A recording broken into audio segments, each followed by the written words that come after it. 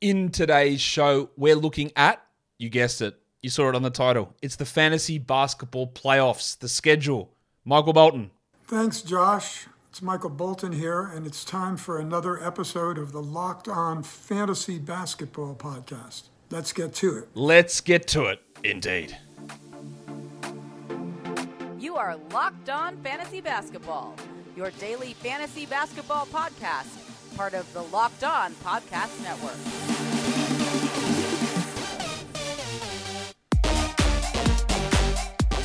Hello and welcome to the Locked On Fantasy Basketball podcast brought to you by Basketball Monster. My name is Josh Lloyd and I am the lead fantasy analyst at basketballmonster.com, and you can find me on Twitter as always at redrock_bball, on TikTok at redrock_bball, and on Instagram at Locked On Fantasy Basketball. This episode is brought to you by FanDuel Sportsbook, official sportsbook of Locked On. Make every moment more. Visit fanduel.com/lockedon today to get started. Thank you for making Locked On Fantasy Basketball your first listen every day. We are free and available on all platforms. As I said, it's fantasy basketball playoff schedule time. Now, this is something I resist doing too early. It's something I generally resist because I think it gets misused. I think it gets overrated. I think it gets overvalued, right? All the fantasy playoff talk, well, this guy's got a bad schedule. I saw someone say the other day, I'm not adding Mark Williams because look at his playoff schedule. And that is ludicrous. It is stupid. It is ridiculous, all right? If you have such a focus on fantasy playoffs, I tell you what, you don't know what's going to happen. Anything. We don't know who's going to be injured. That's the one thing that I can predict and project certain things. I cannot project who is going to be hurt at a certain time. I can't do it. I can't project form fluctuations. I can't project that sort of ups and downs, right? You can't do it. It's impossible. Anyone who tells you can do it is lying to you. You can't do it. So, like, the over-reliance on fantasy basketball schedules gets you into a pickle. But making smart moves, understanding the schedule as a totality. Oh, he goes 4-4-4. It's 4-4-4. Well, it's 3-3-3. That's terrible. Right? Understanding how that fits into the rest of the schedule. A 3-3-3 week when the majority of teams go 3-3-4 doesn't actually matter. And a 3-3-3 week with 0 back-to-backs is probably better than a team that goes 3-4-3 with 3 back-to-backs. Or quality games for back-end players. All of this stuff can be merged in together. And that's hopefully what I'm trying to get you to take out of what we're going to do. So we're going to look at 4 different fantasy playoff schedules. The one that I recommend is the first one, which starts February the 27th and ends on March the 19th. That is the fantasy playoff schedule that I recommend. Right, straight after the All-Star break, you finish March 19th. You don't worry about fake injuries and Xavier Simpson winning fantasy leagues. That doesn't happen. You get done with 3 weeks to go in the year, and it's it. It's over. But I understand that's not default. Default Yahoo is finished on April 2nd. Default ESPN, which of course, knowing the stupidity of their setup, is the last day of the season, which you should never, ever, ever, ever, ever, ever, ever, ever, ever, ever literally do. Never do it unless you're in Roto League. But you don't care if you're in a Roto League because this doesn't count in fantasy playoffs. So we're going to talk about all of that stuff now. Whew. Warnie. Let's get it on, Gilly. A reminder. You can access our fantasy playoff schedule grid or our fantasy schedule grid at basketballmonster.com. The link is in the description of this video, or you can just travel across to Basketball Monster and you can find it. And it shows you who plays what, when, color-coded, all that stuff. Now, on this screen, on the left-hand side, you see my little head is in a different spot. Hello, I'm in a different spot on the video to where I usually am. Because over on this side, I have got the schedule for this first fantasy playoffs, February 27th through to March 19th, how all the games play out, the home and road splits, the total games, the amount of back-to-backs, the amount of quality games as well. We've also got an ease ranking there. The green ease means the easier the schedule. The red ease means harder the schedule. Now, that depends, and we're looking at this 3-4 weeks out from here, and that changes based on form fluctuations and all of that sort of stuff. So don't get too hung up on that ease stuff. So this is the February 27th to March 19th playoff schedule. 3 weeks. Again, your league might have 4 weeks of playoffs. You might have 6 weeks of playoffs with 2 games each. I can't cater to every single thing. But you can find this information pretty easily, especially if you're a member at Basketball Monster as well. So let's look. February the 27th through to March the 19th. Okay. I'm just making some adjustments, sorry, on the next screen. I've got to multitask as my own producer here. The perils. All right, so obviously, looking at this, Miami is the only team with 12 games. The only team with 12 games. They have a 4-4-4 schedule, the only team with the perfect schedule. But before you run out to trade for Jimmy Butler, before you go, I'm fired up about Kyle Lowry. They have 3 back-to-backs. So, towards the end of the season, injuries pile up. Will Jimmy Butler play 12 games? No chance. Zero chance. So, theoretically, Jimmy Butler and Kyle Lowry might play 9 games in the fantasy playoffs. They might not, but they might. And I bring this up to say that 12 games does not mean trade for Jimmy Butler. It does not mean, well, I must hold Kyle Lowry for 12 games. That's not what that means, because there is a chance that they play 9 or 10 or 11. Now, Bam Adebayo, it feels pretty safe. Tyler Hero feels pretty safe, but who knows? If they get injured in the next week and it's an ankle problem that keeps them out 2 weeks and they come back on February 27th, well, they're not going to play 12 games through the fantasy playoffs. They are going to get hurt. But what this does, Victor Oladipo, well, is he a great ad? Well, does he play 9 games or does he play 12 games? Does he sit all the back-to-backs? Because then that obviously diminishes his value. Your Max Strus, his 12 games, he probably plays them all. Gabe Vincent, he probably plays. There's not a lot of focus on the Heat, but I think it's important to note. And then because you go down to the other end of things, and you go Utah, that's a shocking schedule, 8 games. It is. 3-3-2, it's really bad. They don't have any back-to-backs, though. So, there's a possibility that, say, Lauri Markkanen, with his 8 games, is more valuable than, say, a return of Karl Anthony Towns, because the Wolves play 9 games with 2 back-to-backs. So maybe Towns plays 7 games, if he's even back at that point. Or you look at the Clippers, who have 9 games with 2 back-to-backs. So is Lauri Markkanen with 8 games more valuable than Kawhi Leonard with 7 games? Or Paul George with maybe 7 games? 8 games is not 8 games. On the surface, you've got to be careful of that. The Bucks play 11 games. You can see the total of their games. If I have a look at what their schedule looks like, their 11 games, let's go through it. It's 3-4-4, right? But the Bucks have 3 back-to-backs. So do you get 8 games of Giannis? Do you get 8 games of Middleton? Or do you get 10 or 11?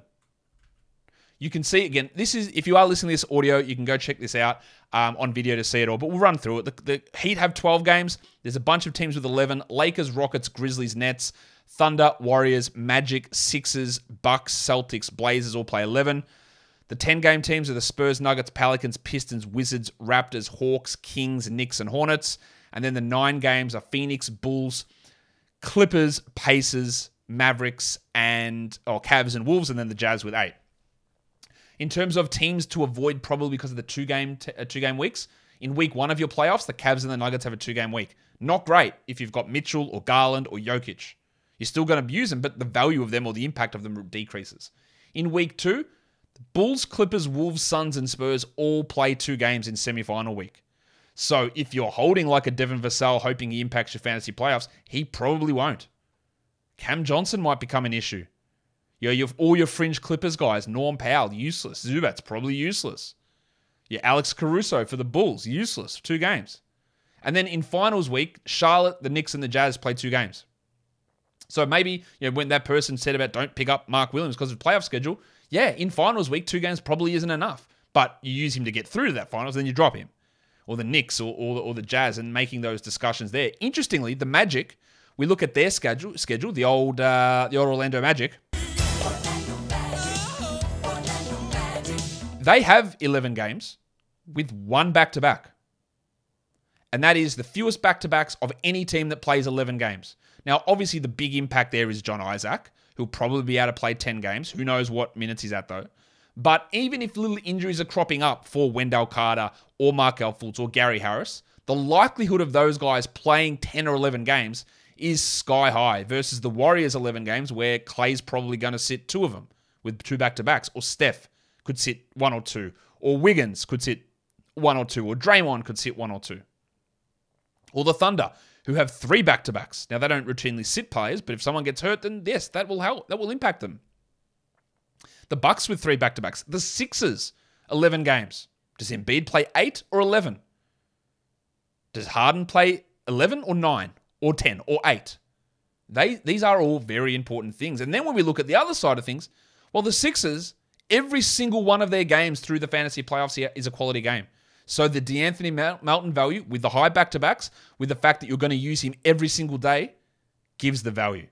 And as I said, the Clippers, they've got a 4-2-3 week. A 4-2-3 week, but there's 2 back-to-backs, so it basically turns it into mush. Like a 3-2-2 week. Be aware of that with Kawhi. Like, that's 7 games. 3-2-2. As much as I like what Kawhi is doing, if your playoffs are here, that's not good at all. That is versus Miami's 12, Tyler Hero's 12 games, Kawhi's 7 games. That's a trade where you make it straight up and it seems stupid, or, it seems stupid, but it will work out almost definitely in your favor in that scenario. I'm not going to go through every single move that you can make, just highlighting the things that are important, I think. Today's episode is brought to you by FanDuel. This year, the only app you need at your Super Bowl party is FanDuel, America's #1 sportsbook. We're really excited about our new sports betting partner for Locked On because they're the #1 sportsbook in America. It's FanDuel. You've heard of them. And if you're new to FanDuel, that's even better. There are so many great features that make betting on sports fun and easy. Download FanDuel now so you can bet Super Bowl 57 with a no-sweat first bet. You'll get up to $3,000 back in bonus bets if your first bet doesn't win. FanDuel lets you bet on everything from the money line to point spreads to who will score a touchdown. We go have a look at all of the odds across for the Super Bowl at the moment. Plus 300 for any player to have a 60-yard plus reception. Doesn't even have to be a touchdown, although it probably would be. We're going to see big play moments here from the Chiefs and the Eagles. Someone can get a 60-yarder? Well, it's there at FanDuel. The FanDuel Sportsbook app is safe and secure and super easy to use. And best of all, you can get paid your winnings instantly. So join FanDuel today at FanDuel.com/lockedon to claim your no-sweat first bet on Super Bowl 57. That's FanDuel.com/lockedon. Make every moment more with FanDuel, official sportsbook partner of the NFL. Okay. Let's bring it across to the next section of the fantasy playoffs. And these are March 6th through to March 26th. All right, so that is, the next run of things. So we'll have a look at how that schedule plays out for fantasy. I'm not going to go into as much detail in highlighting things. The stuff is on the screen. The schedule is on the screen where you can see the things we look at. But there are 3 teams who play 11 games with one back-to-back. Now, there's a bunch of teams that play 11 games. The Grizzlies, Hawks, Sixers, Bucks, Wizards, Warriors, Rockets, Nets, Thunder, and Kings all play 11 games. No 12-game team in this playoff setup. But the Warriors only have one back-to-back. The Grizzlies only have one back-to-back. Important for Jar and for Adams and for Bane. The Warriors for all of those main stars. And the Rockets have 11 games with one back-to-back. So if guys are banged up, Kevin Porter currently, 11 games with one back-to-back versus the Hawks with 3 back-to-backs. The Sixers again with 3 back-to-backs. The Bucks again with 3 back-to-backs. Is that 8 games from Giannis in the fantasy playoffs? Be aware of it. Be aware of it. The Clippers, just dreadful. Again, 2, 3, and 3 is their schedule. 8 games only, and there's 1 back-to-back. So again, another chance for Kawhi to play 7 games only through the fantasy playoffs. Paul George might play 7. Getting off of those guys now, I don't really say this that often, as much as it's been a tough road with Kawhi and with Paul George. Getting off them now, depending on when your fantasy playoffs, who you trade for, that difference of 11 games, or say 10 games if you want to just, always a risk with back-to-backs, 10 games versus 7 games, it's 1 extra game per week. It's a big difference. That is an important difference. That probably accounts for a round of 2 of value. So if you think Kawhi's 15th, getting the 30th best player who plays one of these 11-game schedules probably does you well. And you can work all this stuff out on Basketball Monster. Week 1 of the playoffs, a lot of 2-game weeks. Bulls, Clippers, Wolves, Suns, and Spurs all play 2 games. In week 2, the semifinals, the Hornets, the Knicks, and the Jazz play 2. And in finals week, we're back to the Nuggets with 2 games. Bad for Jokic.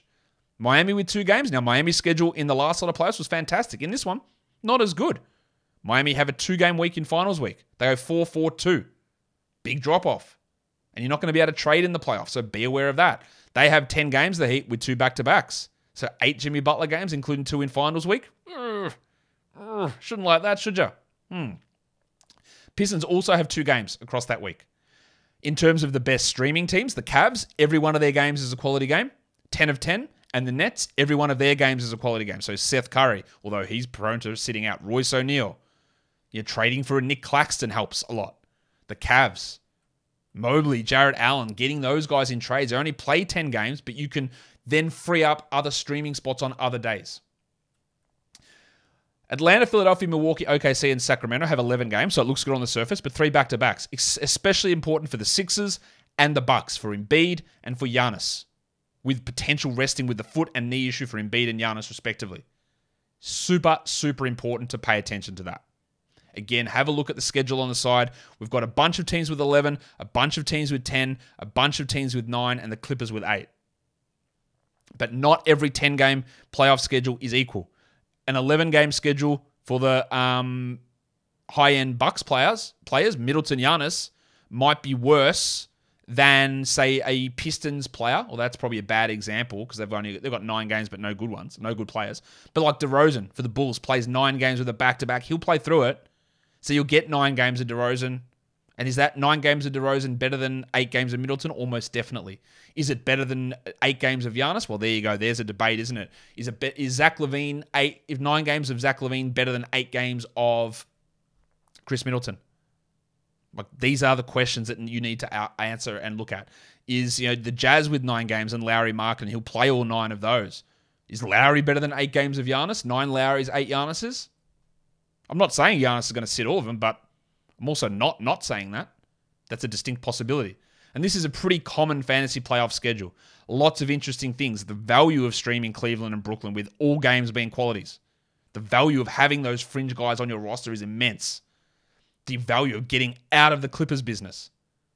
The value of the Warriors really working here versus the Sixers, even though they both play 11 games for your top-end guys. Doesn't matter as much for your back-end players, the back-to-backs. It's more your top-end players who have that significant injury situation going on. The next one is Yahoo Fantasy Playoff Default. March 13th through to April 2nd. That's your playoff. That's your standard Yahoo Playoff Default. Ending 1 week before the season. Now, shenanigans will afoot during this time. I guarantee you. Your finals week will be a disaster. It will be bad. There will be bad stuff happening. I know you can't change it now, but it will be bad. So, where do the good schedules lie? Well, there are 3 teams with the 4-4-4. Memphis, Houston, and Sacramento. So, there is a bit of a risk with Ja, bit of a risk with Jaren, bit of a risk with Bane, but not that much. Getting Rockets players, your Şengün's. Although, who knows? He could sit at any point, especially finals week. Porters, Greens, the Kings, your Sabonis and Fox. I think they'll be pushing all the way through. Although last season, when they were out of the playoff picture, not that they're going to be out of the playoff picture, when they were out, they shut guys down. For as much as people tell you they pushed through everything, they did not. They shut players down at this point in the season last year. They've got a perfect schedule. And we go again from the first time we looked at things with Miami, great schedule, to Miami, shit schedule. They got the worst. They got 9 games. There are 3 other teams with 9. Cavs, Knicks, Hornets, and Heat have 9 games, but the Heat have 9 games with 2 back-to-backs, a 4-2-3. So again, your Jimmy Butler, your Kyle Lowry, it's bad. It's bad for Bam and Hero as well, but it's really bad for Butler. And for Lowry. It's really bad. And for Oladipo as well. Considering this stuff, you have to consider it. Week 1, the Hornets, Knicks, and Jazz play 2 games. Week 2 of your playoffs, Pistons, Nuggets, Heat play 2 games. But in week 3, the finals week, no team plays 2 games, so that's a benefit. The Pelicans are your good stream option. All 10 of their games are on low quality or on low volume days. But as you'll notice, there are a lot more high volume days in this playoff setup. The Grizzlies, for example, played 12 games, but only 7 quality games. So 5 games on high volume days.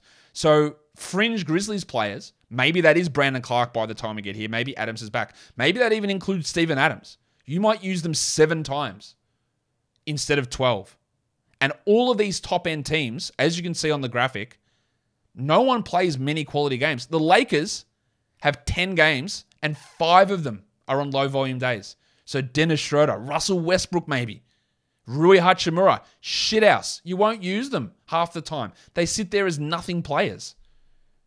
This is important. The understanding of total games, the understanding of the impact of back-to-backs, and the impact of, do I actually use these players, is something that you need to... It's not just 4-4-4 or 4-3-3. Well, look at the playoff schedule. That is not how it works.